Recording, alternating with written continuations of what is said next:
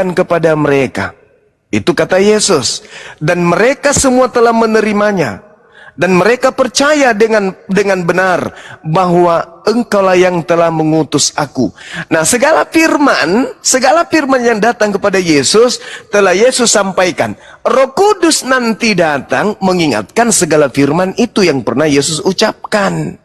Artinya, ucapan Yesus dengan ucapan Roh Kudus itu tidak akan bertentangan. Ada nggak pertentangan antara ucapan Yesus ke tengah Bani Israel dengan ucapan Roh Kudus yang datang kepada Nabi Muhammad? Inni Abdullah, ataniyal kitabah, wa ja'alani nabiyan. Ada nggak? Ma qultu lahum illa ma amartani bi, ani abudullah, rabbi wa rabbakum. Ada nggak yang bertentangan ajaran Nabi Muhammad dengan ajaran Yesus yang datang di tengah-tengah Bani Israel? Tidak ada, Pak Yunus. Tapi ketika Paulus yang datang, maka 1542,8 FM, semua ajaran Yesus itu terbantahkan oleh Paulus. Lalu Roh Kudusnya mana? Katanya Roh Kudus kalau datang akan memuliakan aku dan akan mengingatkan segala perkataan yang pernah aku katakan. Di mana Yesus pernah mengatakan kemudian dirinya adalah Tuhan yang datang inkarnasi menjadi manusia? Di mana Yesus pernah mengatakan, aku ini adalah Tuhan yang datang mengosongkan diri, lalu mengambil rupa hamba, lalu menjadi seorang manusia, lalu taat, lalu mati di atas tiang salib. Di mana Yesus pernah katakan itu, Pak? Ya. Yesus berkata sebaliknya malah. Dia mengatakan begini. Sabar dulu Bang Suma, saya juga mau sampaikan dulu. Oke, silakan. Karena saya mau closing, ya. Mau kemana, Pak? Kabur. Saya sudah 4 jam dengan Bang Handi. Oh iya, jam. Sorry, pantasan lelah kali ku tengok. Ya, silakan. Saya sudah 4 jam dengan Bang Handi tadi. Jadi saya ingin sampaikan bahwa Yesus mati itu untuk kita, ya. Yang pertama, Yesus mati untuk menggenapi nubuatan, ya. Yesus telah dinubuatkan oleh para nabi bahwa dia akan mati. Ya, Yesus sebagai penebusan umat manusia. Ya, 1 Korintus 15 ayat 14. Kalau dia tidak mati dan bangkit, sia-sia kepercayaan kita. Kematian Yesus sebagai pembawa damai.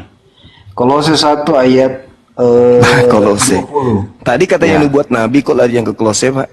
Jadi, ya, kematian Yesus membawa keselamatan bagi setiap orang yang percaya. Karena orang yang percaya akan diselamatkan. Kalau Bang Suma tahu hanya Yesus sebagai utusan, Alkitab Roma 10 ayat 9, jika mengaku dengan mulut bahwa Yesus adalah Tuhan, maka engkau akan diselamatkan. Paulus kata Paulus, Pak. Nah, Wahyu 20 ayat 15, setiap orang yang percaya itu tertulis dalam kitab kehidupan. Tetapi nama kita kalau tidak tertulis dalam kitab kehidupan, maka kita akan dilemparkan di dalam lautan api. Wahyu 20 ayat 15. Maka tugas kami sebagai hamba Tuhan dalam Yudas 1 ayat 23, merampas mereka dari api. Karena apa? Pengejek-pengejek akan datang, tidak percaya akan Tuhan, ya. Padahal dia akan datang kembali dan menghakimi semua setelah khotbah Pak Pendeta kabur gitu. Iya, betul. Terima kasih, Tuhan berkati. Shalom. Siapa yang percaya? Salmon, Pak Salmon, Masya Allah. Sendalnya udah saya rapiin itu Pak Yunus, sendalnya udah saya rapiin itu. Tadi yang Pak Yunus sama saya 2 jam, capek juga kan saya Pak Yunus aja. Jadi kalau saya jadi orang Kristen, dudukkan dulu ajaran Yesus, baru kemudian salto ke ajaran yang lain. Yesus dulu, kan yang harus dipercaya ini Yesus kan. Yesus dulu yang harus dipercaya. Kalau ajaran Paulus ini, loloskan dulu Paulus sebagai orang yang diberi mandat oleh Yesus untuk mengajar. Adakah Yesus pernah memilih Paulus? Kan tidak pernah. Justru ketika Yesus mewanti-wanti muridnya, waspadalah, waspadalah, waspadalah, celakalah engkau wahai ahli Taurat, orang Farisi, semua kena kepada Paulus. Paulus tidak ada sedikit pun bisa lolos dari situ. Malah dikatakan waspadalah kepada nabi palsu yang nyamar seperti domba. Padahal dia adalah serigala. Serigala ini sudah dinubuatkan. Kejadian 49 nomor 27. Keturunanmu wahai Benyamin akan berlaku seperti serigala. Dia akan merampas rampasannya dan akan membagi-bagikannya kepada bangsa lain. Nah, Paulus mengaku dia adalah keturunan Benyamin. Serigala kan? Orang Farisi kan beliau itu. Jadi kalau dia orang Farisi, tergenapi, itu yang tergenapi. Nah, kalau saudara tadi Pendeta Yunus mengatakan nubuatan-nubuatan, terlalu dangkal pemahaman Bibelnya. Berbicara mengenai penyaliban, satu-satunya nubuat yang kena terhadap penyaliban kepada Yesus itu adalah Yohanes 11 nomor 45 sampai nomor 57. Kayapas imam besar tahun itu bernubuat saat itu juga bahwa Yesus harus mati untuk bangsa Israel demi menyelamatkan bangsa Israel dari perampasan kekaisaran Romawi. Itu nubuat itu yang terjadi.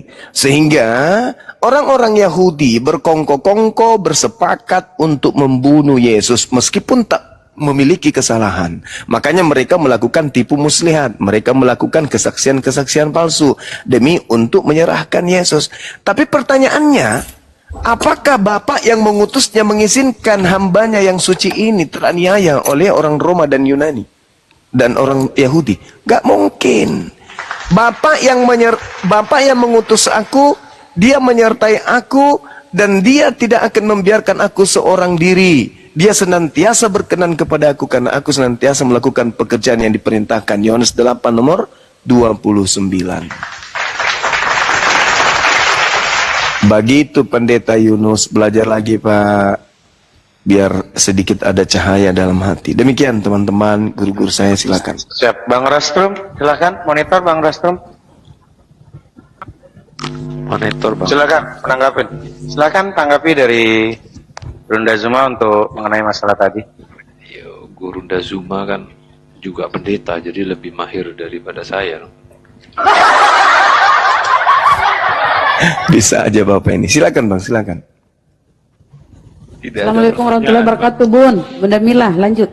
Gurunda, Assalamualaikum warahmatullahi wabarakatuh. Waalaikumsalam warahmatullahi wabarakatuh. Dengar-dengar sandalnya Pak Yunus hilang sebelah. Waalaikumsalam Bunda. Bang Zuma mau menanyakan pertanyaan klasiknya.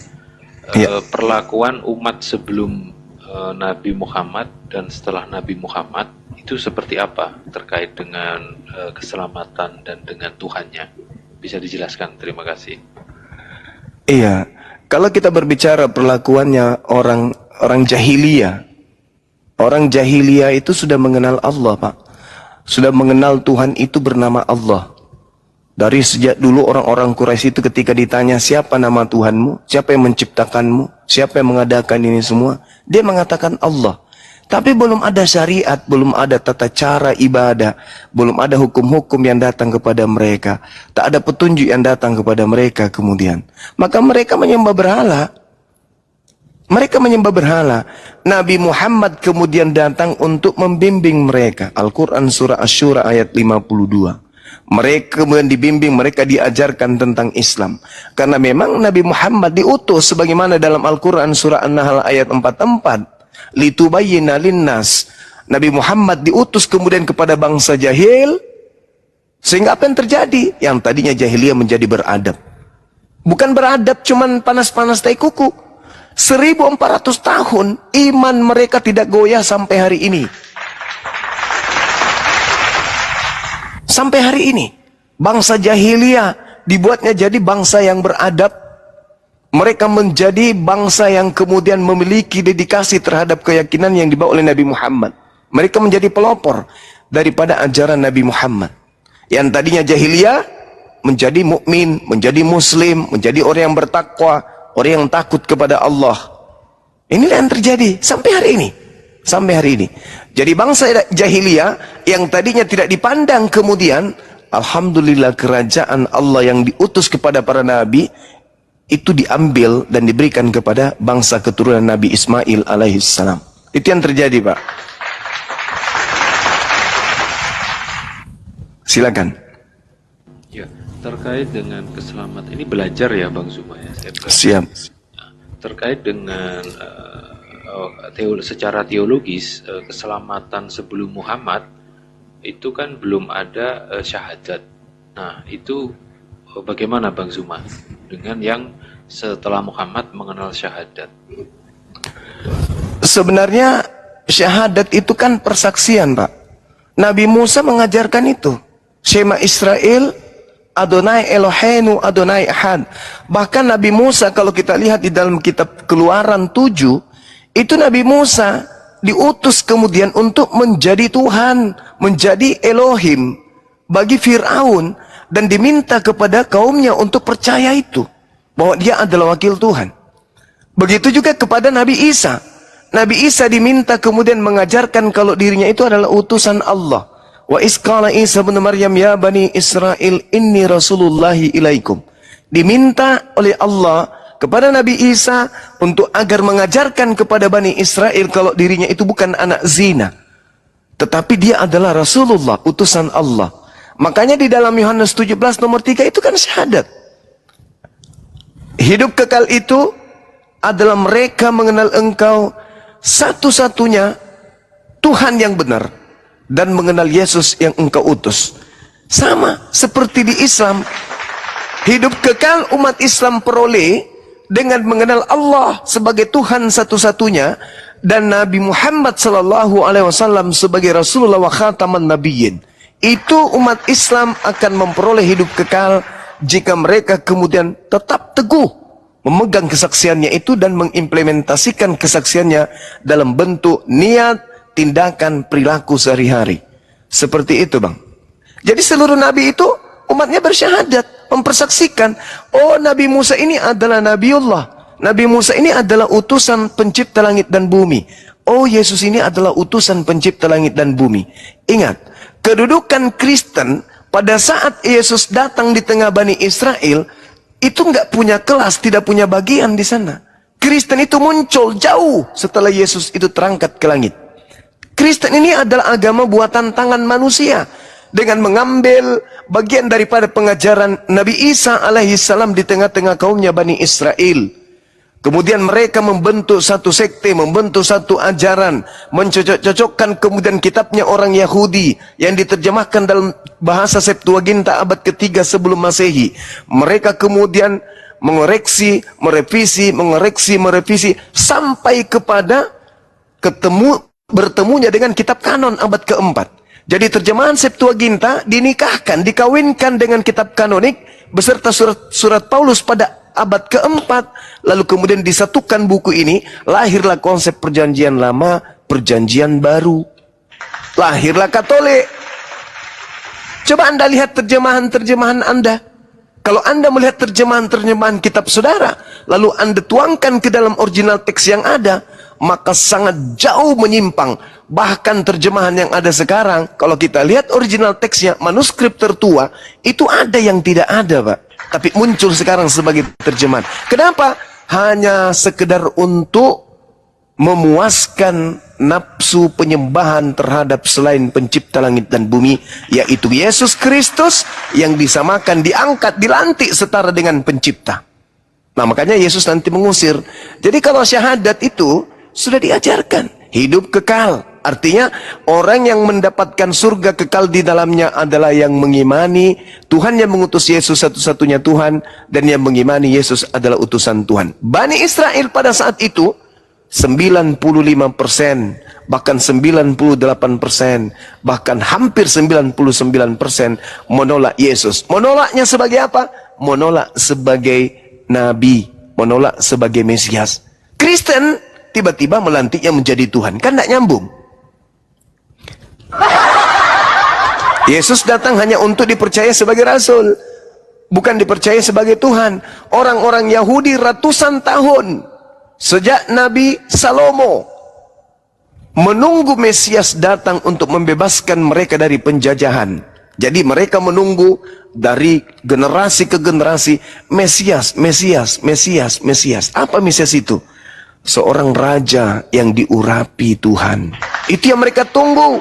Bukan Tuhan yang mereka tunggu, bukan. Karena mereka paham betul, Tuhan itu bukan makhluk, Tuhan itu tidak bisa ke bumi, Tuhan itu tidak serupa dengan manusia. Jadi mereka tak ada terbersit sedikit pun dalam benak mereka, Tuhan kita akan datang. Nggak ada itu konsep itu, nggak ada. Ya mereka tunggu manusia yang diurapi. Begitu datang ternyata Yesus, orang yang lahir tanpa ayah, anak zina yang datang, maka sebagian mereka menolaknya. Nah, selesai perkara. Muncul Kristen dari kalangan orang-orang Farisi, menjadikan mujizat yang dilakukan Yesus di tengah-tengah itu, di tengah-tengah mereka itu, kemudian dicocokkan dengan konsep dewa. Dewa mereka membuat petir. Wah, ini petirnya lagi kencang kali, ini dewa api yang marah. Ketika gelombang laut kemudian tinggi, ini dewa laut marah. Ketika panennya mereka gugur, ini dewa padi lagi marah. Begitu ada Yesus datang membangkitkan orang mati, terjadi gempa bumi, kemudian angin badai menjadi tenang dibuatnya, air menjadi anggur. Mereka mengatakan, oh ini sifat dewa kita. Mereka tidak mengenal Tuhan, yang mereka kenal dewa. Maka yang mereka lihat, tentara Romawi yang mereka lihat terhadap Yesus, ini dewa, ini dewa, ini anak dewa ini anak dewa. Maka semua gelar yang ada di kitab Tanak terhadap pencipta langit dan bumi berubah seketika secara frontal menjadi theos, menjadi dewa. Sehingga nggak ada hubungannya. Makanya saya sering bertanya kepada orang-orang yang hebat di kalangan Kristen, apa hubungannya antara Kristen dengan kitabnya orang Yahudi? Sedangkan orang Kristen ini bukan bagian dari dakwah misi para nabinya Yahudi. Mereka semua diutus hanya untuk kalangan Bani Yakub. Kok tiba-tiba Kristen dari barat ini mengambil kitabnya orang Yahudi dalam bentuk Septuaginta? Alasannya apa? Untuk kemudian melanggengkan kekuasaan Imperium Romawi, agar sembahan mereka, dewa-dewa mereka itu tetap disembah oleh seluruh bumi. Mereka menginginkan dewa mereka itu yang disembah oleh seluruh penduduk bumi. Makanya di mana kemudian ada otoritas gereja Katolik pada masa itu, dan bahkan sampai hari ini, maka semua daerah yang ada di bawahnya harus tunduk kepada kebijakan gereja Roma. Itulah yang terjadi. Nah, nanti muncul Protestan, baru terpecah. Muncul kemudian yang memprotes kebijakan-kebijakan gereja Katolik, kebijakan-kebijakan Imperium Romawi, baru muncul Protestan. Habis itu muncul lagi, akhirnya menjadi beberapa sekte. Itu dasarnya. Tapi kalau kita berbicara mengenai benang merah, sama sekali nggak ada. Cuman Yesus mengatakan, waspadalah kepada non-Yahudi yang datang kepadamu nyamar-nyamar seperti Yahudi, padahal mereka adalah serigala yang buas. Itulah yang Yesus minta kepada muridnya agar hati-hati. Dari buahnya, kata Yesus, kau bisa mengenal mereka. Apa itu? Membubarkan dan menghancurkan cakupan daripada syahadatain, persaksian tadi, dan bersaksi bahwa Yesus adalah utusan Tuhan. Itu dirubah, diputar balikkan kemudian menjadi Yesus itu adalah Tuhan yang satu-satunya itu. Nah, itulah yang terjadi. Bapa itu Esa, maka Esa juga lah dia yang menjadi perantara antara Bapa dengan manusia, antara manusia dengan Bapa, yaitu Yesus Kristus. Jadi Yesus juga duduk sebagai yang Esa. Jadi ada dua yang Esa di situ menyaingi Tuhan. Demikian, Bang. Oke, cukup jelas. Ada perbedaan sedikit, Bang Zuma. Di tempat kami itu masih ada keraguan sebelum Yesus tentang terkait dengan keselamatan. Karena Yesus ada dan itu diberitakan setelah Yesus tidak ada. Nah, terkait dengan keselamatan itu masih diragukan. Yang hidup sebelum Yesus itu diragukan untuk keselamatan. Memang berarti secara runtutan teman-teman Muslim lebih bisa punya dasar untuk di seluruh nabi-nabi sebelumnya itu betul-betul juga inline gitu dengan Isa sampai dengan Muhammad.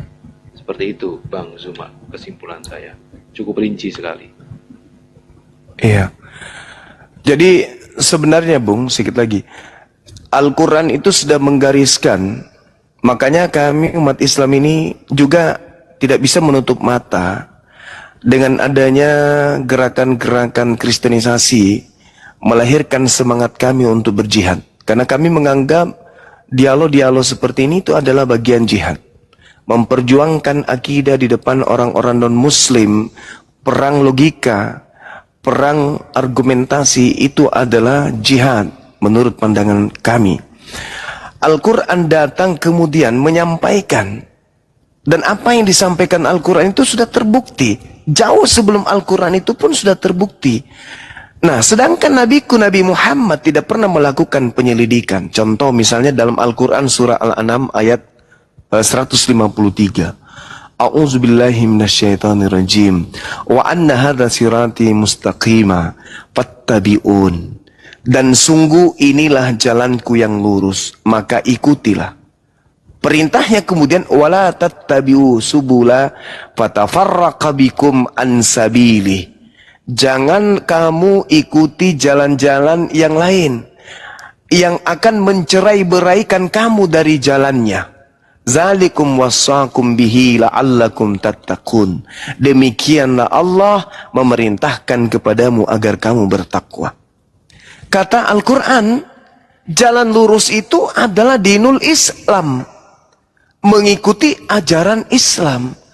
Bahkan ahli Taurat, Bani Israel yang diutus kepada mereka beruntun nabi, beruntun rasul dan kitab suci, diminta pada akhirnya oleh Allah, qad ja'akum rasuluna yubayyinu lakum. Wahai ahli kitab, telah datang kepadamu rasulku Nabi Muhammad yang menceritakan sebagian dari kitab yang engkau sembunyikan. Telah datang kepada kalian cahaya dan jalan, dan aku akan memberikan jalan keselamatan kepada siapa yang aku inginkan, yang aku kehendaki. Barang siapa yang mengikuti Nabi Muhammad, jelas aku ampuni dan aku akan mencintainya. Itu dalam Al-Quran cakupannya seperti itu. Jadi Al-Quran menyatakan wa anna hadza sirati mustaqima fattabi'un. Fattabi'u kata Allah. Maka ikutilah, inilah jalanku yang lurus. Tak ada jalan yang lain. Kalau engkau memilih jalan selain daripada Islam, maka jalan itu akan mencerai-beraikan kamu. Jalan itu akan mencerai-beraikan kamu. Coba, bagaimana dengan orang Kristen yang selalu mengikuti, katanya mengikuti Yesus. Bercerai-berai enggak mereka? Bercerai-berai. Itu fakta, itu fenomena yang ada. Itu real di hadapan kita. Sehingga kalau berbicara mengenai jalan lurus itu, akulah jalan, akulah kebenaran, akulah hidup. Tidak ada yang sampai kepada Tuhan kalau tidak melalui aku. Betul. Itu betul. Makanya dalam Al-Quran itu disebutkan ketika Nabi Isa alaihissalam mengatakan, wa isqala Isa bin Maryam ya bani Israel inni rasulullahi ilaikum musaddiqan lima baina yadayya min. Ayatnya Ustaz, dilanjutkan Ustaz, saya lupa ayatnya. Al-Quran surah As-Saf. Aku ini adalah utusan Allah kepada kalian, memberitakan kemudian tentang Taurat, membenarkan Taurat dan mengabarkan tentang datangnya seorang nabi bernama Ahmad. Itu kata Nabi Isa alaihissalam. Maka kami menjadikan itu sebagai jalan. Akulah jalan, akulah kebenaran, akulah hidup. Tidak ada yang sampai kepada Bapa tanpa melalui aku. Betul. Jadi umat Islam apakah melalui Nabi Isa juga? Yes. Karena Nabi Isa yang mengajarkan kemudian kepada manusia bahwasanya akan datang seosok Nabi setelahku bernama Ahmad. Dan kami pun beriman kepada kenabian beliau Nabi Isa alaihissalam. Makanya rukun Islam itu, rukun iman kami itu salah satunya adalah beriman kepada para nabi. Beriman kepada Nabi Isa yang datang di tengah Bani Israel lahir tanpa ayah. Jalan yang terakhir yang ditunjukkan kemudian oleh Allah diutus kepada penutup para nabi, baginda Rasulullah Muhammad SAW. Maka kata Allah, jika engkau memilih jalan selain daripada jalan yang kutunjukkan kepada Nabi Muhammad, maka jalan yang engkau pilih itu akan mencerai-beraikan kalian dari jalannya. Itu yang ada dalam Al-Quran, Bang. Makanya kami dalam Islam itu, dari organisasi apapun, dari mazhab apapun, kami tetap menyembah kepada Allah dan beriman kepada Nabi Muhammad dan kemudian masjid kami itu tidak dipecah-pecah. Bahwa masjid ini hanya khusus ini, masjid ini bukan untuk kita, masjid ini untuk golongan yang lain. Nggak ada. Islam Anda lihat di Indonesia, masjid itu ada berapa ribu. Tak ada yang dikunci, Bang. Kecuali ada masalah-masalah pembangunan atau apa dan seterusnya. Masjid itu terbuka 24 jam. Siapapun bisa singgah di sana. Bahkan non-muslim kalau mau rehat boleh singgah di sana. Tapi kalau kita melihat gereja, maaf nih. Di samping kantor saya ada beberapa gereja. Digembok pintunya, sudah begitu pintunya punya gerbang, gerbangnya di pintu lagi. Gerbangnya punya kompleksnya punya gerbang, di gerbang lah dikunci lagi, semua dikunci. Orang singgah di situ, meskipun orang Kristen masuk di parkiran dicurigai. Kenapa bisa seperti itu? Karena itu memang hanya untuk spesial. Spesial orang-orang Kristen yang tidak kemudian sama seperti dengan umat Islam, di mana masjidnya seluruh umat Islam apapun kemudian golongannya, mereka bisa kemudian masuk ke dalam untuk beribadah. Bahkan orang Yahudi pun praktisi Yudaism, mereka mau ibadah di masjid kami boleh, mereka biasa singgah di masjid kami untuk beribadah. Tapi kalau gereja, saya dulu pernah punya staf, saya tanya, kamu kenapa setiap hari Jumat selalu izin pulang cepat? Kamu kan orang baru mutasi ke sini. Kok sedikit-sedikit Jumat duluan pulang. Ada apa rupanya? Pekerjaan sampean itu masih banyak loh numpuk. Ini Pak, saya kan baru Pak di sini. Nah, terus gereja saya, sekutu saya jauh Pak dari sini Pak. Lalu hubungannya? Saya masih numpang gereja Pak di jalan ini. Numpang gereja maksudnya? Iya Pak, saya kan beda sekte dengan gereja di situ. Tapi kebetulan ada keluarga saya juga di situ yang beda sekte dengan saya. Jadi saya ikut-ikutan ibadah di sana.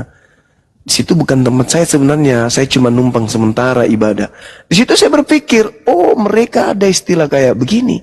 Kalau di Islam itu nggak ada. Nah, inilah cerminan bahwasanya Islam adalah jalan yang lurus, yang ada hanya kesaksian kepada Allah dan kepada Nabi Muhammad. Hanya itulah jalan satu-satunya kembali kepada pencipta langit dan bumi. Setelah Nabi Musa, Nabi Isa, datanglah kemudian masa Nabi Muhammad SAW. Demikian Bang. Boleh tanya satu lagi Bang? Silakan.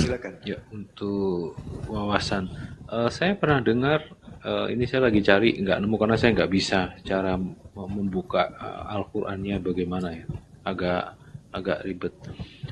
Jangan percaya tentang Nasrani, jangan percaya sepenuhnya, jangan dibantah sepenuhnya. Itu bagaimana Bang? Apakah ada itu penjelasan? kayaknya kalau nggak salah hadits itu.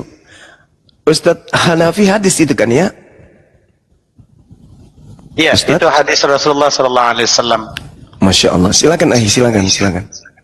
Ya, tentang mengenai masalah kita tidak boleh posisi sepenuhnya percaya kepada ayat-ayat yang memang posisi mereka gunakan, tapi juga kita tidak boleh membantahnya sepenuhnya, karena di situ ada hal-hal yang memang sudah dijelaskan di Al-Quran. Banyak ayat-ayat suci Al-Quran yang ayat Taurat, Zabur, Injil yang sudah dirubah-rubah. Makanya di situ tidak boleh kita posisinya untuk menidakkan dan juga mengiyakan, begitu. Bahkan kalau ayat suci Al-Quran yang disuruh sama Bang Zuma tadi di surat As-Saff ya, situ dikatakan saya akan sempurnakan lagi untuk menyempurnakan ayat suci yang tadi disampaikan terputus oleh Bang Zuma. Wa ayatu billah, bismillahirrahmanirrahim. Wa idh qala Isa ibn Maryam ya bani Israel inni rasulullah ilaikum musaddiqan lima baina yadayya minat tawrati wa mubashiran birasul ya'ti min ba'di ismuhu Ahmad. Falamma ja'ahum bil bayyinat qalu hadza sihrun mubin. Dan ingatlah, kata Allah, ketika Isa ibnu Maryam berkata, hai Bani Israel, sungguhnya aku adalah utusan Allah kepadamu, membenarkan kitab sebelumku, yaitu Taurat, dan memberi kabar gembira dengan datangnya seorang Rasul yang akan datang sesudahku, kata Nabi Isa, yaitu yang namanya adalah Ahmad, dan juga dalam kurung kita posisi mengetahui kalimat Ahmad itu dengan definisi nama Muhammad, maka tak kala Rasul itu datang kepada mereka dengan membawa bukti-bukti yang nyata, mereka berkata ini adalah sihir yang nyata. Bahkan nanti ada kalimat ketika orang-orang yang memang ingin memadamkan cahaya-cahaya, sebagaimana yang kita tahu, yuriduna liyutfi'u nurallahu biafwahim wallahu mutimmu nurihi walau karihal kafirun. Itu di ayat yang ke-8-nya. Mereka ingin memadamkan cahaya Allah dengan mulut tipu daya mereka, tapi Allah justru menyempurnakan cahayanya walaupun orang-orang kafir membenci. Mudah-mudahan termasuk kita yang dibenci oleh orang-orang kafir, para apologet Islam yang sedang berjuang dengan narasi lawan dengan narasi, YouTube lawan dengan YouTube, segala sesuatunya kita lawan, posisi TikTok dengan TikTok, kita punya apapun media yang ada, kita lawan semuanya, subhat-subhat kita jelaskan, dan begitu abangku tentang kalimat-kalimat, karena ada ayat-ayat yang sudah dipalsukan, kita tidak boleh mengiyakan dan kita juga tidak boleh posisinya menidakkan. Contoh, banyak ayat-ayat di situ yang Bang Zuma sering mengatakan bahwa Nabi Yesus itu mengatakan perintah yang utama di Markus 12:29 ya, bahwa perintah yang utama itu mengenal Allah satu-satunya yang esa. Maka kita tidak boleh mengatakan tidak, memang benar di situ. Jadi tidak boleh membenarkan seluruhnya dan juga tidak boleh mengiyakan seluruhnya, karena ada sebagian-sebagian yang memang sudah dirubah-rubah. Wallahu ta'ala alam shawab. Lanjut yang ini. Keren. Ya, silakan Saudara Rostrum. Sudah sangat Ada tamu, gamblang Dedi Lee. dan jelas. Silakan mungkin Oke, tamu kita sapa yang dulu ingin- tamu ya, Bang Rostrum, kita sapa izin. Dedi, Kristen Muslim, saudara. Saya Muslim, Bunda. Oh, apa yang disampaikan Bang? Karena ini kita naikkan Kristen dulu. Apa yang disampaikan, silakan. Saya mau tanya tentang Trinitas itu saya belum terlalu paham maksud Roh Kudus sama Bunda Maryam itu ternyata bukan berbeda ya maksudnya gitu ya. Nanti dulu Bang ya, karena ini Bang Zuma Gurunda lagi diskusi sama Kristen ya. Nanti Bang ya sesi bertanya. Mungkin ini Ya, Bang. Bunda Rahma, mungkin Pak Rostrum, Bang Rostrum mau jelasin barangkali Trinitas. Oh, silakan Bang. Sebetulnya dalil Jelasin. Trinitas itu Bang Zuma Trinitas itu adanya justru di Al-Maidah ayat 73 itu. Iya. Iya. Mereka itu di Bible itu tidak ada dalil Trinitas. Yang ada dalil Trinitas itu adanya di surat Al-Maidah ayat 73. Bisa diadu. Jadi tidak ada dalil di Bible itu tentang Trinitas. Justru Trinitas itu ada datanya, dalilnya di Al-Quran di surat Al-Maidah. Wa'ayadzubillah bismillahirrahmanirrahim. Laqad kafara alladhina qalu innallaha thalithu salasah. Sesungguhnya kafirlah orang yang mengatakan bahwa Allah itu salah satu daripada yang tiga. Itu datanya ada di Al-Quran justru. Ya. Wa ma min ilahi illa ilahu wahid. Padahal sekali-kali tidak ada Tuhan selain dari Tuhan yang esa. Wa illam yantahu amma yaquluna layamassanna alladhina kafaru minhum adzabun alim. Dan di situ jika mereka tidak berhenti dari apa yang mereka katakan itu, pasti orang-orang kafir di antara mereka akan ditimpa siksa yang pedih. Jadi kalau masalah data tentang Trinitas itu justru adanya di surat Al-Quran, surat Al-Ma'idah ayat 73. Nggak ada di Bible. Coba buktikan ada Trinitas di Bible. Wallahu ta'ala alam bisawab. Demikian. Iya. Masya Allah, luar biasa ya. Jangan-jangan mereka niru Al-Quran kali ya. Ini saya membuka Al-Maidah. Ayat yang berapa tadi, Ustaz? 73. 73 Bang Rostrum. Hebatnya Dari kiri Rasulullah. ke kanan, bingung saya. Hebatnya Al-Quran ini tidak ada di dalam Bible, tapi Al-Quran langsung menjelaskan tiga Tuhan. Lah, bahasa Ibrani itu dari seperti Al-Quran Bang. Iya, betul. Karena kau pakai terjemahan ya beda. Lanjut. Kosmetik. Tapi bagaimana kalau tidak ada barang yang dibawa oleh Belanda ini masuk ke Republik ini, kalau tidak dibungkus dengan istilah-istilah Al-Quran emang laku gitu? Sulit Bang Andi, karena di situ hanya penuh dengan istilah-istilah pagan Romawi kuno, Yunani kuno. Jadi orang Indonesia ogah kalau dibilang nyembah dewa, dewa kemudian turun ke bumi menjadi manusia, dibunuh manusia, itu orang Indonesia anti itu yang kayak gitu. Terkecuali sebelum Islam datang. Begitu Islam datang, ajaran kayak gitu udah tertolak oleh pribumi, kebanyakan pribumi. Makanya ketika Belanda datang membuat lembaga Bible, mereka sadur, kemudian mereka terjemahkan ke dalam bahasa Melayu. Mereka harus melihat ini sembahan yang paling populer untuk pribumi ini siapa? Allah. Maka mereka pakai kata Allah. Oh Nabi, Rasul, Alkitab, mereka pakai istilah-istilah itu semua demi untuk memuluskan ajaran dari Barat ini, penyembahan kepada Theos. Begitu. Tapi persoalannya Bang Juma, mereka sering mengatakan kami yang duluan datang.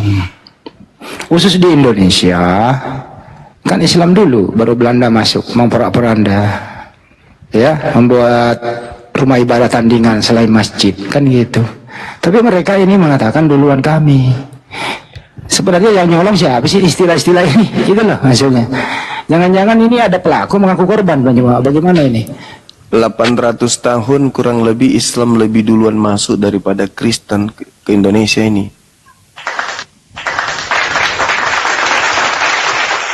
Kristen masuk ke Nusantara itu abad ke-16. Sedangkan Islam lebih dulu di abad ke-8. Jauh selisihnya.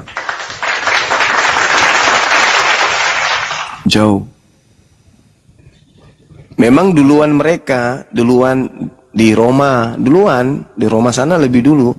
Tapi satu hal yang mesti dipahami bahwa antara Nabi Muhammad dengan Yesus berkata ada nabi tapi palsu yang datang kepada pengikutnya. Nah, karena Nabi Muhammad belakangan, Paulus yang lebih dulu, dan Paulus memang terciduk datang kepada pengikut Yesus, maka nabi palsunya ya Paulus. Begitu, Jo. Oke. Itu si Danis, si Kepdes ini kenapa diturunin? Katanya Bang Juma lagi dongeng. Lu naik sini lah. Silakan Rostrom. Ya, ini tadi yang disampaikan saya baru ketemu ya, karena saya juga membeli Al-Quran Bang Zuma. Maaf saya tidak bisa baca, tapi saya cari yang terjemahan ya. Ini saya cukup kaget sih. Saya baru kali ini malam ini tahu ini sih. Ini boleh saya baca tadi ya, Al-Maidah 72 ya. 73. Saya tertarik dengan 72 Ustadz. Sebentar, ini agak ini ya, saya tersinggung ini sebentar. Sungguh telah kafir orang-orang yang berkata sesungguhnya Allah itu dialah Al-Masih putra Maryam, padahal Al-Masih berkata, wahai Bani Israel, sembahlah Allah Tuhanku dan Tuhanmu. Sesungguhnya barang siapa mempersekutukan Allah, maka sungguh Allah mengharamkan surga baginya, dan tempatnya ialah neraka. Dan tidak ada seorang penolong pun bagi orang zalim. Nah, maksudnya kafir karena ini gimana ya? Ini sangat ini, saya agak tersinggung ini dengan ini. Ini baru ketemu ini malam ini. Gimana Bang? Gimana Bang? Silakan Ahi, antum Ahi. Iya, jadi kalau kalimat di posisi yang 72-nya Bang ya. Wa'iyadzubillah bismillahirrahmanirrahim, karena Al-Quran itu dengan berbahasa Arab. Karena kalau Al-Quran nggak akan mungkin salah, tapi kalau terjemahan kemungkinan salahnya pasti. Tapi kalau Al-Quran tidak akan mungkin salah, itu yang harus difahami dulu. Karena Al-Quran itu dengan berbahasa Arab diturunkannya melalui baginda dari kita Nabi Muhammad SAW yang berbahasa Arab. Tetapi kalau terjemahannya kemungkinan salahnya ya, tapi kita akan bahas. Bismillahirrahmanirrahim. Laqad kafara alladhina qalu innallaha huwal masih ibnu Maryam. Sungguh telah kufur orang-orang yang berkata sungguhnya Allah itulah Al-Masih putra Maryam.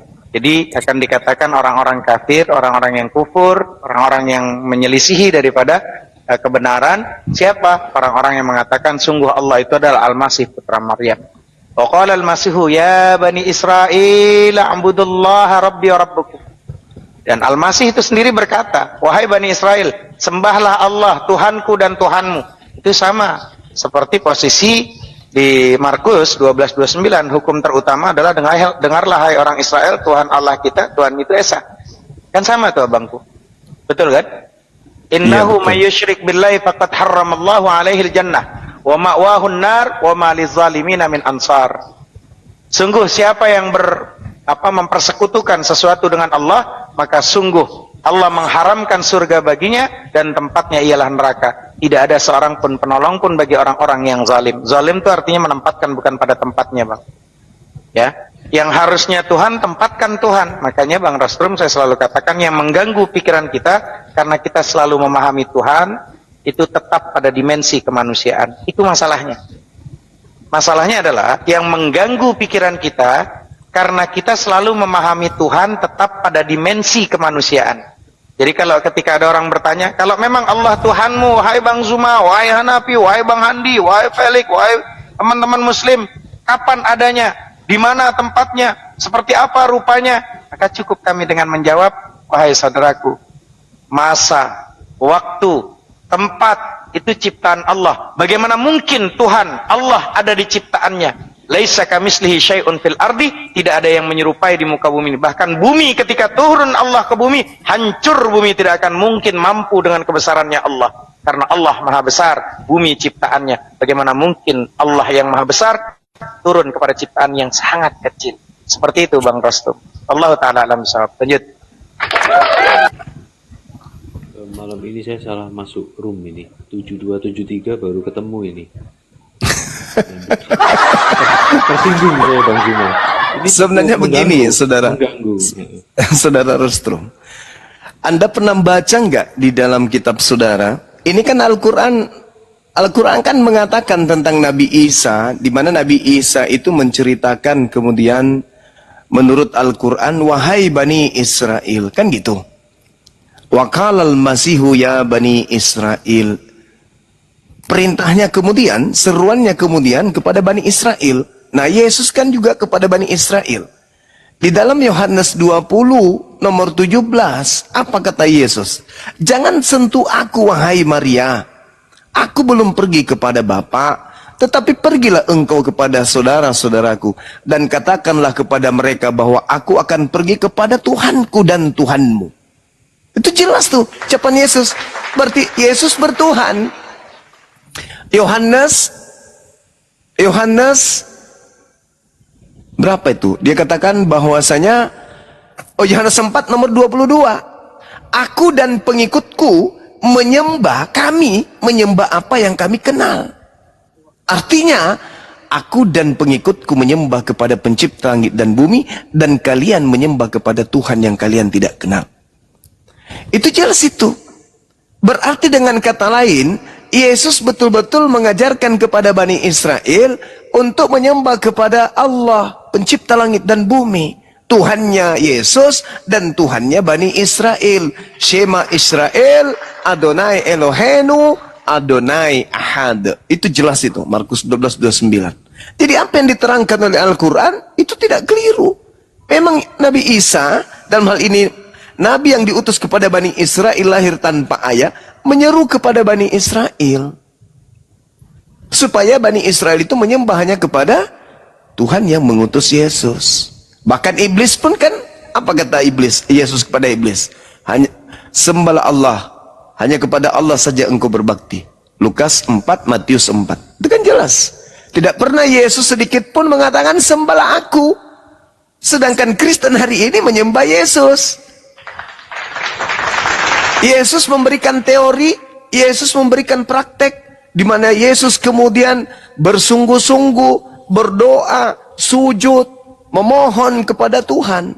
Bahkan di dalam Ibrani 5 nomor 7, sebagai manusia, dia telah mempersembahkan doa yang sungguh-sungguh kepada Dia yang sanggup menyelamatkannya dari kematian, dan atas kesolehannya doanya dikabulkan. Dia sampai disebut orang soleh. Kalau kita lihat dalam Yohanes 14 nomor 31, apa kata Yesus? Dunia harus tahu. Maksudnya apa? Orang Indonesia harus tahu bahwa aku Yesus senantiasa mengasihi Bapa. Mengasihi artinya mentaati Bapa. Dan bahwa aku senantiasa melakukan pekerjaan-pekerjaan yang diperintahkan Bapa kepadaku. Artinya Yesus memperhatikan kepada murid-muridnya, mencontohkan kepada murid-muridnya untuk taat hanya kepada Allah yang mengutusnya. Berarti benar Al-Quran ini. Tidak pernah Yesus mengajarkan menyembah dirinya. Al-Quran mengajarkan, Nabi Isa mengajak muridnya Bani Israel menyembah kepada yang mengutusnya. Dan begitu juga di dalam Bible. Yesus mengajarkan pengikutnya untuk mengasihi Bapa. Kasihilah Tuhanmu. Apa kasihi Tuhan itu? Baca dalam Ulangan 11 nomor 1, Yosua 22 nomor 5. Rupa-rupanya mengasihi Tuhan adalah melakukan dengan setia kewajibannya, mentaati apa yang diperintahkan, tuntunan, perintah, larangan. Itu yang harus dilakukan. Dengan setia, barulah disebut kasih. Berarti kami, makanya di Islam itu Bang, kami selalu memuliakan Yesus itu. Memuliakan Yesus itu. Kalau saudara Kristen mengatakan diludahin, ditampar, ditonjok, kemudian digantung, ditombak, dibunuh, kami tidak terima. Kenapa mesti kami yang membela Yesus? Padahal kami bukan ngaku-ngaku pengikutnya. Ya karena kami tahu Yesus ini, yang Nabi ini, yang datang ke tengah Bani Israel membawa hikmat Injil kepada Bani Israel, itu adalah Nabiullah, Rasulullah. Beliau adalah manusia suci terkemuka di dunia dan di akhirat. Mustahil dia sama seperti yang diceritakan dan yang diinginkan oleh Kristen. Terkutuklah, dibunuhlah, ditamparlah. Itu tidak terjadi kepada Yesus. Saya kira begitu dari saya. Silakan teman-teman yang lain. Masya Allah. Gimana Bang Rostrum? Udah paham? Iya, sangat paham. Seluruh karangan Yohanes ini terjawab di Al-Maidah 72-73 kesimpulan saya. Ya, di situ. Itu sih. Dan di setiap gereja maupun di seminari, karangan Yohanes ini tidak pernah ada. Mungkin disobek dulu atau disimpan gitu mungkin. Ini perlu kita teliti supaya nggak mempermalukan kami gitu ya. Karena nggak pernah dibahas untuk Yohanes ini secara detail. Baik itu di gereja maupun di seminari. Itu.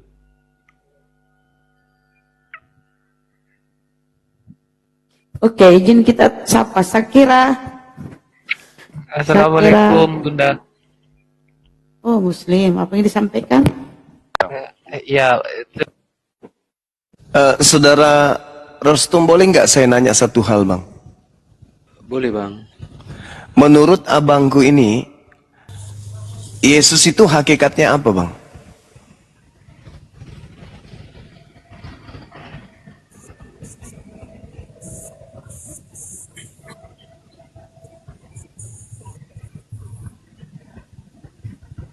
Itu bro.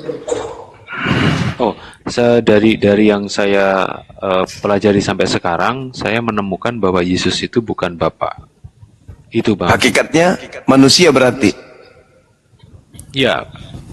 Ada nggak dalil yang pernah saudara temukan di Bible yang menguatkan kalau hakikatnya dia manusia? Manusia kan dilahirkan dari kandungan jelas manusia. Itu ada percampuran darah Maria sebagai manusia. Itu dulu. Iya. Tapi kalau dalil yang menguatkan hakikatnya sebagai manusia itu ada di 1 Yohanes 3 nomor 2 Bang. Itu hakikat Yesus yang sesungguhnya. Abang lebih pendeta dari saya ini. Enggak juga. Saya belajar dari Bunda Rahma. Silakan. Aduh, Iya, iya. berunda. Buka. Itu hakikat Yesus. Iya. Ini sambil saya Semangat Bang Rostrum bertanya. exercise ya. Jadi Oh Pak Rostrum ini pendeta. Keren. dan ini ya dari seluruh kitab yang lain, kitab karangan yang lain dari empat Bible karangan ini, yang cuman tambahan itu hanya ada di Yohanes 20, itu pun satu ayat di 31. Yohanes 20:31 itu tambahan. Tidak ada itu di naskah kuno asli maupun di catatan buku karangan di Katolik juga nggak ada. Ini ditambahkan yang nomor 31. Tapi selain itu di seluruh Yohanes ini semuanya sama, Bang Zuma. Ini malam ini nih saya buka satu-satu nih. Gara-gara itu tadi kepukul Al-Maidah 7273. Karena hubungannya dengan Yohanes semua. Maaf ya Bang, minta maaf Bang, saya cuma nunjukin aja, mohon maaf. Iya. Ini sakit hatinya belum hilang ini. Maksudnya kan nggak ada memang di Bible itu tentang Tritunggal. Yang ada tentang masalah Tritunggal itu ya ada di Al-Maidah 73, itu yang saya kasih tahu. Itu Bang, maaf. Ya cukup detail sih. Islam ingin melengkapi dari pemahaman kekristenan sebelumnya yang muncul di abad ke-6 ya. Cukup ini berarti cukup akurat. Alhamdulillah, Masya Allah. Kita baca Bang 1 Yohanes 3 nomor 2. 1 Yohanes 3 nomor 2.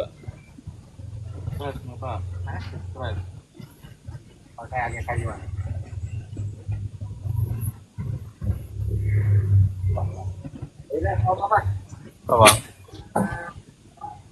1 Yohanes 3. Izin sebelum dijawab, saya tanya Denis, kamu Kristen Bang? Denis Lim, Kristen? Oi saudara. Mama, lanjut Bang Rostrum. Mama bisa panggil Bunda Rahma. 1 Yohanes 2 3 nomor 2. Oh, 1 Yohanes 3 nomor 2. Saudara-saudaraku yang kekasih, sekarang kita adalah anak-anak Allah, tetapi belum nyata apa keadaan kita kelak.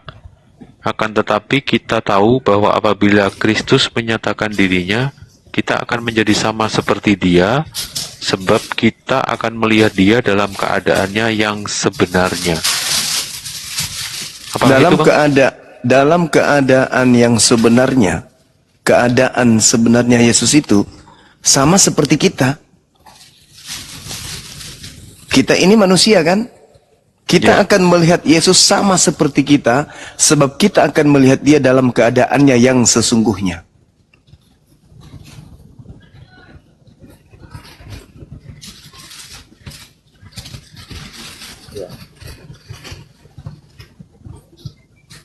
Berarti keadaannya sama seperti kita. Yesus itu dalam keadaan yang sesungguhnya ya sama seperti kita. Kalau Yesus itu Tuhan, bahaya. Kita juga Tuhan berarti. Wah, ini Bang Zuma ini membuat pemikiran saya terguncang ini. Asyhadu. Bang Rostrum tahu nggak kalau Yesus itu bahasanya dengan bahasa yang semitik dengan bahasa Arab, Bang Rostrum? Orang Yahudinya itu. Nah, gimana? Iya, bahasa Ibrani itu bahasa yang serumpun dengan bahasa Arab. Oh ya, kalau itu tahu. Kan Ini kalau saya makin lama di atas, ini nanti saya lepas jubah ini lama-lama ini. Kenapa? Iya, enggak gini loh abangku. Kalau abangku harus jujur, yang namanya orang belajar secara akademisi ya, disekolahkan gitu loh. Apalagi kalau bisa jadi pendeta gitu kan luar biasa. Kalau dia mau jujur, oh ya bahasanya itu harusnya bahasa yang serumpun dengan bahasa Arab kan. Maka ketika dia harus serumpun dengan bahasa Arab, maka penterjemahkannya jangan pakai bahasa pagan Yunani. Betul tidak, Bangku? Iya. Jangan pakai bahasa Yunani. Kalau dia mau pakai bahasa dengan bahasa yang memang serumpun, maka menandakan bahwa orang-orang Yahudi dalam kebudayaan dan bahasa mereka sendiri telah menggunakan frase anak Tuhan, bahkan kalimat Tuhan untuk orang-orang yang telah dipilih oleh Tuhan, diutus sebagai nabi, gitu loh. Makanya banyak kalimat-kalimat posisi seperti ya, ketika kita membaca 2 Korintus 4 ayat 4-nya tuh, nomor 4 ya. Jadi 2 Korintus 4 nomor 4. Tepatnya dikatakan setan pun itu bisa menjadi Tuhan. Orang-orang yang tidak percaya, yang pikirannya telah dibatalkan oleh ilah zaman ini, kan gitu. Itu jadi Tuhan kalau nanti pakai bahasa pagan. Bahkan kalau cuman gara-gara sebutan anak, ini bahaya. Ya. Maka kalimat-kalimat ini harus diperhatikan. Mazmur 826 itu, aku sendiri telah berfirman, kamu adalah Allah dan anak-anak yang maha tinggi, kamu sekalian. Itu akan jadi banyak Tuhannya nanti. Nanti di Keluaran 7 nomor 1 berfirman Tuhan kepada Musa, lihat aku mengangkat engkau sebagai Allah bagi Fir'aun, kalau bahasanya posisi itu. Ya, abangmu akan menjadi nabimu. Itu jangan diartikan bahwa posisi Musa itu Allah. Tidak bisa. Jadi harus menggunakan dengan bahasa Semitik, serumpun dengan bahasa Arab. Jangan digunakan bahasa pagan Yunani. Akhirnya anak Tuhan, akhirnya jadi, ya jangan salahkan ketika berubah bahasa aslinya Yesus berubah jadi bahasa Theos gitu. Lanjut.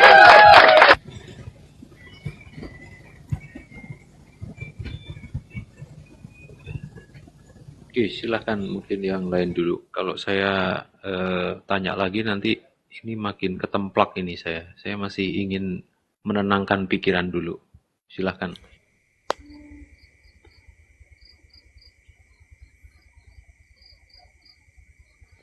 Silakan Bang, apa kira-kira yang masih ingin dipertanyakan? Bukan itu kalau Pak Restro. Pak Restro, apa yang menyebabkan Anda terguncang ini imannya nih? Apa poinnya gitu loh yang disampaikan Bang Juma sama Ustaz Hanafi? Ustaz Hanafi sama Bang Zuma cukup rinci tentang historical dari Isa, konsep Isa sebagai manusia kemudian bergeser menjadi disebut sebagai Bapa itu, kemudian Ustadz menyinggung juga di Al-Maidah 72-73 itu yang membuat tergelitik saya agak terganggu malam ini dengan dua ini, dan ini masih saya buka di depan mata saya di sebelah ini handphone saya, masih saya baca berulang-ulang terus ini yang cukup mengganggu ya, saya terganggu sekali dengan ini yang disampaikan. Itu Bang Handi. Terganggu ke hal positif apa ke hal negatif? Terganggunya ini kan membenturkan apa yang ada di dua ayat di Al-Quran ini itu inline dengan buku karangan Yohanes. Isinya inline dan terwakili oleh dua ayat ini. Ini saya baru tahu malam ini, gitu. Berarti ini luar biasa ini. Untuk itu Bang Juma sama Ustaz Hanafi harus tanggung jawab. Bang Juma dulu, silakan tanggung jawab. Iya, Masya Allah. Jadi saya sebagai Muslim hanya ingin membacakan sebuah ayat di dalam Al-Quran ya. Ketika Allah Subhanahu wa Ta'ala kemudian berfirman kepada Nabi Muhammad, Nabi Muhammad kemudian membacakan dalil ini yang sampai kepada kami umat Islam. A'udzubillahi minasyaitonirrajim.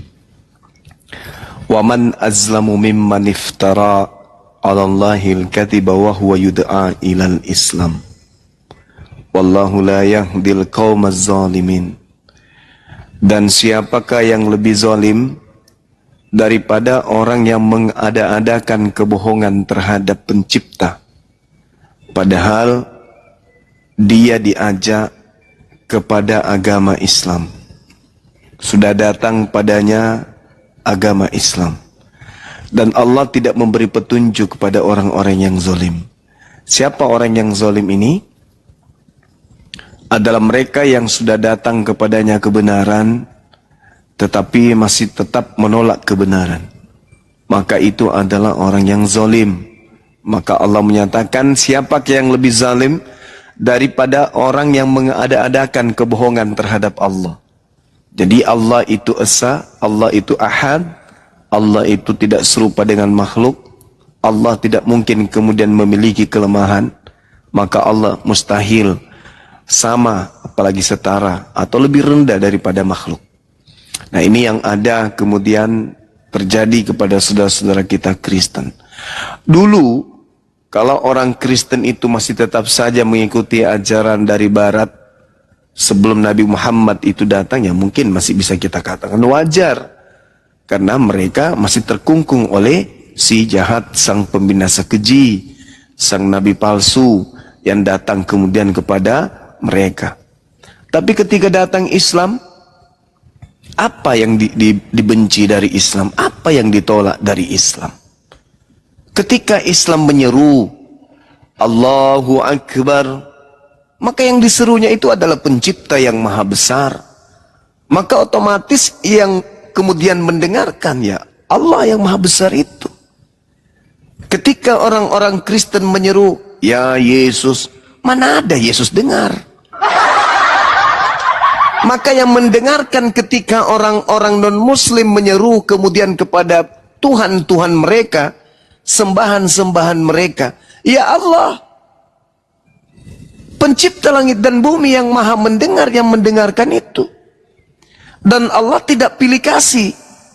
Dalam kehidupan di dunia ini Allah tidak pilih kasih. Ah, ini si Fulan tidak menyembahku, aku nggak kasih oksigen. Oh, ini si Fulan tidak menyembahku, aku nggak kasih rezeki. Oh, ini si Fulan, mereka kelompok ini tidak menyembahku, malah menyembah kepada ciptaanku. Aku kasih mereka penyakit, aku kasih mereka miskin-miskin semua. Tidak. Makanya Al-Quran menerangkan Allah itu Ar-Rahman. Allah itu maha pengasih. Allah itu maha memberi kepada yang kepada yang menyembahnya, kepada yang kufur kepadanya, kepada yang ingkar kepadanya, semuanya dikasih. Tapi kasih sayangnya itu